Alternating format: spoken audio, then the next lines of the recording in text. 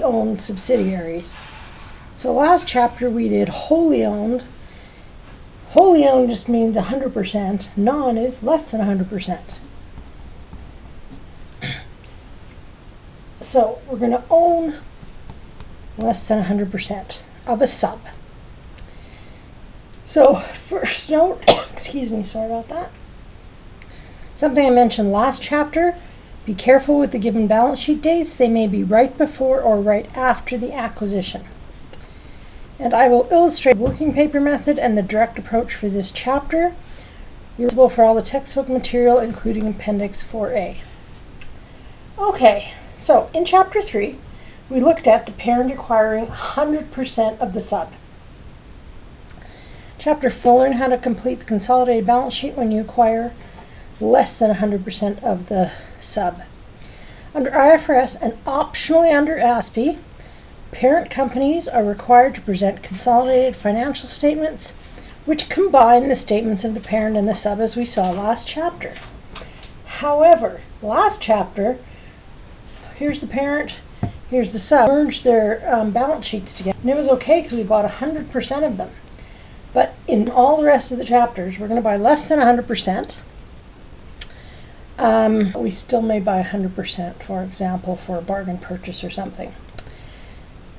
Okay, here's the parent, here's the sub, and we're not buying all of it. We're, let's say, buying, what does that look like? 65%? We're buying 65%. So when we combine, we've got this we don't own, okay? So parent doesn't own that little section. That's called the share of the sub, which is owned by the non-controlling shareholders, because they only have 35%. And this is called non-controlling interest. So it can be measured and presented in different ways depending on the underlying theory. So there are 4 theories. Proportionate consolidation, we're not now, this is going to be in Chapter 9. We use it for certain joint arrangements. Parent company method used to be used until IFRS.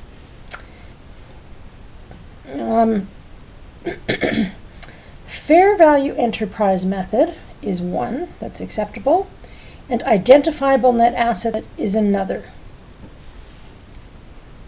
So we have a choice. Okay, Exhibit 4.2 illustrates how NCI is dealt with under each of these methods. The methods we're using, NCI is part of equity on consolidated balance sheet. So it'll be in with equity and it'll be called NCI. And you don't need to know the other types because we're not using them. Okay. So for Chapter 4 testing, you will only be responsible for INA and FVE method. In Chapter 9, we'll add the proportionate consolidation method. US GAAP only allows for FVE. So we're going to focus on this in Chapters 5 to 7. But for now, for this chapter, you need to know both. Okay, under ASPE, the parent can choose to consolidate their subsidiaries using an acceptable method, or just report their investments using cost or at fair value if the shares are trading. Now, just one more reminder, I know I said it a gazillion times last chapter. When completing consolidated financial statements, where are we making these statements? Are they on the parent's books or the sub's books? Well, neither. They're outside of the parents' and sub's books.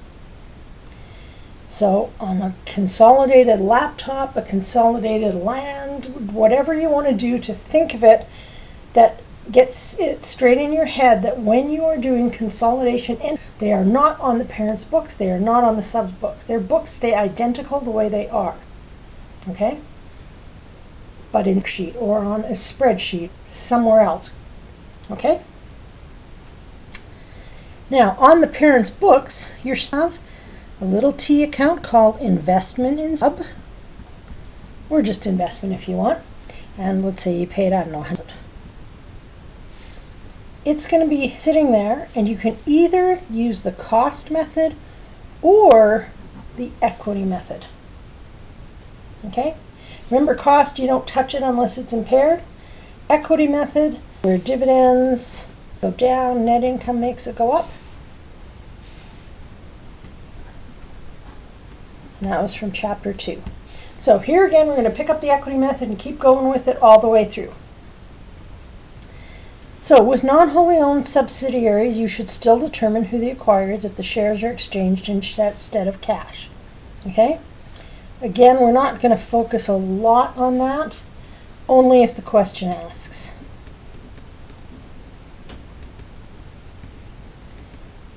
Otherwise, you're wasting time sometimes with questions where its goal is to do something else, not figure out the acquirer. So once you've done that, and you can assume, especially for chapter 4, later, that if it says company A acquired company X, A is the acquirer, unless it asks. So once that is done, there's 3 main pieces of information, and you're going to keep doing these steps over and over and over until you're so sick of them, but by then it'll be Christmas. Okay, so the first thing you do is calculate goodwill, then you calculate NCI, and then do the consolidated financial statements, and only the balance sheet in chapter. Once we hit chapter 5, we move on and do all the statements. Kind of left the sentence dangling onto the next page.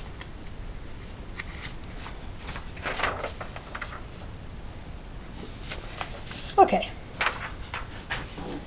So in this chapter, balance sheets only, and we'll go through each method to determine how these amounts are calculated. So the fair value enterprise method, or FVE, it used to be called the entity method. And used to was recent, so you guys are getting up to us now, like at the end of the year, or if you're not already working there. It's probably called that in many places still, because it just kind of changed. So it views the consolidated entities having 2 distinct groups of shareholders: the controlling guys, so the parent company shareholders, and the non-controlling shareholders, all the rest.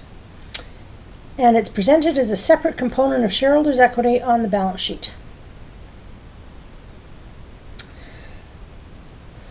So, unless otherwise noted, all the illustrations throughout this text and in the end of chapter material are going to use the FVE method. We use it a lot because that's what the states use, and so much of our business is done with the states. So, unless the question asks, they're using FVE. Unless they ask you to do INA, which they will in this chapter, of course, because you're just learning. Okay. The full fair value of the on acquisition date is used and is calculated by combining the fair value of the controlling interest and the fair value of NCI. To determine fair value of NCI, there's 2 choices we're going to have. Either going to use a share price of NCI shares if it's given, or we will imply, so assume, a fair value to the NCI based on the fair value of the CI, so based on what we paid. Okay, another solution would be to have a separate valuation completed of NCI. We're not going to worry about that. So first thing you're going to do is you're going to calculate goodwill, based on the total value of the sub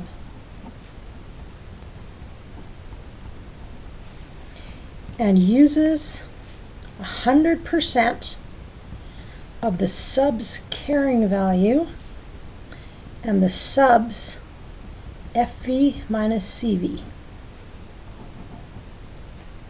And just a reminder, the CV is carrying value of net assets.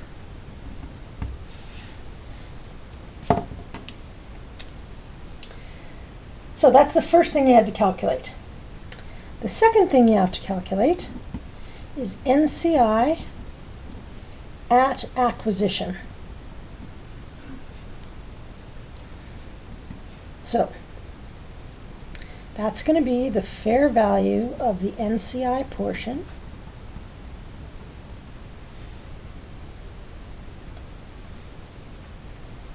which is the value of DI shares if different from the controlling interest share price. Don't worry, I'm going to do an example, you guys, so don't panic yet. So it's either that or it's the implied value of the sub, which you don't know what that is yet, but you will, times the NCI percent. And I'll show you how the wording is for you to know which one to use.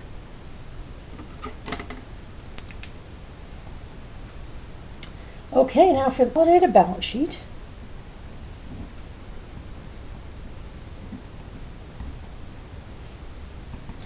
Is the parent's carrying value of their net assets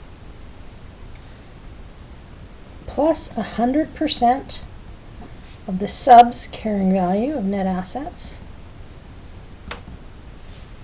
plus or minus, depending which it goes, 100% of FV minus CV.